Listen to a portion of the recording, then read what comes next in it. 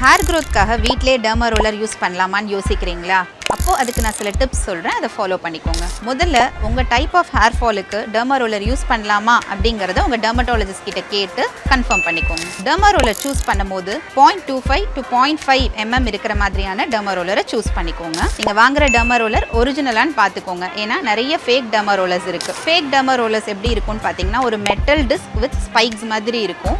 Original derma roller வந்து stainless steel needles இருக்கும். So original derma roller தான் வாங்குறீங்களாங்கிறதையும் check பண்ணிக்கோங்க. நீங்கள் டர்மா ரோலர் யூஸ் பண்ணுறதுக்கு முன்னாடி உங்களோட ஸ்கேல்ப்பு க்ளீனாகவும் ட்ரையாகவும் இருக்காங்கிறத பார்த்துக்கோங்க. ரொம்ப டேண்ட்ரஃப் இருந்தாலோ இல்லை பாயில்ஸ் மாதிரி ஏதாவது இருந்தாலோ கண்டிப்பாக டர்மா ரோலரை யூஸ் பண்ணக்கூடாது. நீங்கள் டர்மா ரோலர் யூஸ் பண்ணுறதுக்கு முன்னாடியும் பின்னாடியும் உங்களோட டர்மா ரோலரை ப்ராப்பராக கிளென்ஸ் பண்ணி வச்சுக்கணும். அதுக்கு ஆன்லைனில் நிறைய டிஸ்இன்ஃபெக்டன்ட் ஸ்ப்ரேஸ் கிடைக்குது. 70% ஐசோப்ரோபைல் ஆல்கஹால் இருக்கிற மாதிரியான ஸ்ப்ரேஸ் கிடைக்குது. அதை யூஸ் பண்ணி நீங்கள் டர்மா ரோலரை எப்போவுமே க்ளீன் பண்ணி வச்சுக்கணும். நீங்கள் டர்மா ரோலர் எப்படி ப்ராப்பராக யூஸ் பண்ணணும் அப்படிங்கிறது தெரியணும்னா டர்மா ரோலர்னு கமெண்ட் பண்ணி